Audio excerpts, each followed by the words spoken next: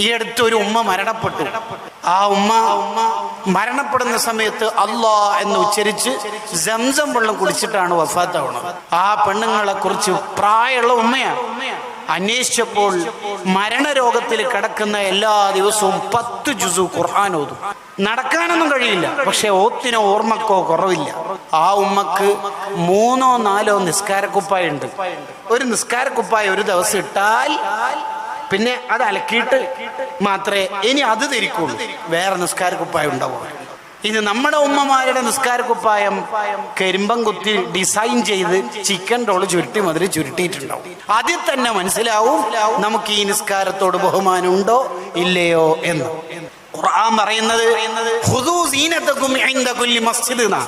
നിസ്കരിക്കുമ്പോഴാണ് ഏറ്റവും ഭംഗിയുള്ള ഡ്രസ്സ് ധരിക്കേണ്ടത്. പുരുഷന്മാര് വീട്ടിൽ നിസ്കരിക്കുമ്പോൾ ലുങ്കിയും ഉള്ളിലിടുന്ന ഒരു ബനിയനുണ്ട്. ദീർഘദൂര യാത്രക്കാരായ ലോറി ഡ്രൈവർമാരൊക്കെ ഇടുന്ന ഒരു ബനിയൻ. കാർഗിൽ യുദ്ധത്തിൽ വെടിയേറ്റ് 4 ദ്വാരങ്ങളൊക്കെ ഉണ്ടാവും അതിൽ. എന്നിട്ട് പെണ്ണുങ്ങന്മാരോട് താത്താമാരോട് പറയും, ഞാൻ ഡ്രസ്സ് പെട്ടെന്ന് ഇസിരിട്ട് എനിക്കൊരു വെഡിങ് പ്രോഗ്രാമിന് ഫംഗ്ഷൻ അറ്റൻഡ് ചെയ്യാനുണ്ട്. കണ്ടോ, ഒരു കല്യാണത്തിന് വേണ്ടി നമ്മ പറയണത് ഒന്ന് വേഗിച്ചിട്ട് അങ്ങ് തീർക്കട്ടെ. നിസ്കാരത്തെ നമ്മൾ ബഹുമാനിക്കാത്ത കാലത്തോളം നമ്മൾ ഇനി എന്ത് ചെയ്തിട്ടെന്താ വേണ്ടത്?